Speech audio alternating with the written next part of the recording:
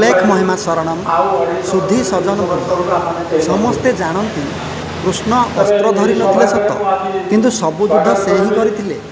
युद्ध संगठित करने मनरे गोटे अभिलाष हो जाइतिला।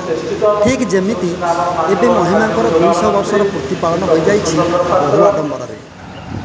हेले ए पूर्ति पालन पाई किए स्वप्न देखिथिला, काहा मनरे थिला प्रकृत रे ए अभिलाष, से विषय आमे परे आलोचना करिबा। किंतु केबे ए प्रयास आरंभ हैला आ केमिति आरंभ हैला से विषय आमे टिके अल्परे आग जानिनेबा। प्रकृत रे से समय थिला 9 वर्ष तले तृतीय ज्योति यात्रा समय, जो समय रे महिमा ज्योति यात्रा कटक, ढेंकानाल आउ अनुगुलर पंच महिमा क्षेत्र भ्रमण करथिला।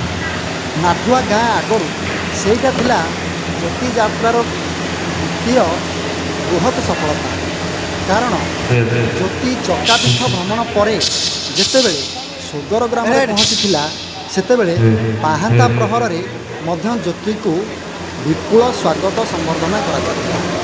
किंतु ज्योति यात्रार मुख्य संयोजक प्रद्युम्न रथ निद्रा संभाली न पारि घर फेरी जाइतिले।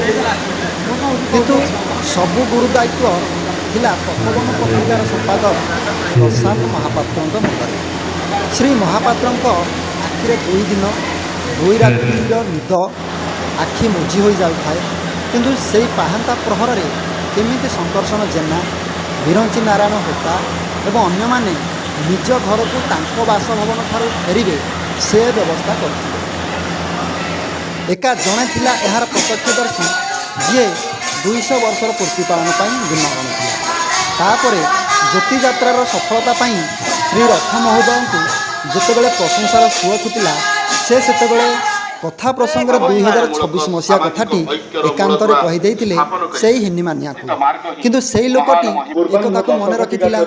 से जेतेबेले सोशल मीडिया रे 2 वर्ष हला एक्टिव हैला एक कथा को से विशेष प्रचार करने को आरंभ कला। तेणु शेष में यह यही वर्षे हेब समस्त मनरे एक बड़ आलोड़न सृष्टि कला। ठीक सेमिति जेमिति कृष्ण अर्जुन मनरे महाभारत युद्ध पाई बृहानल सृष्टि कर देइथिले।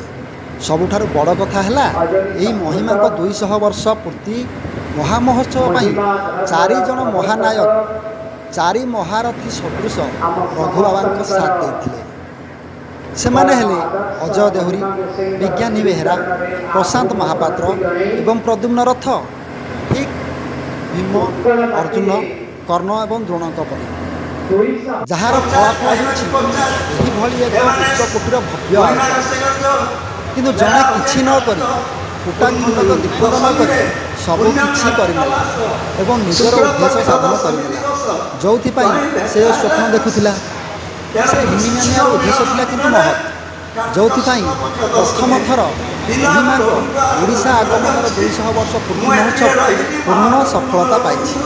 कथार अच्छी दबु दियाबू दान तू करू से हेब पथ सखाली। तेणु सी आउ कहीं नुहे, मु निजे मोर स्वप्न साकार कर मोर अभिलाष हिंदू धर्मर वार्ता सारा ओडिशा व्यापीज। तेणु ताहा ही होइछि। एथिपाई मैं बहुत खुशी अच्छी। गुरु अलेख मामा।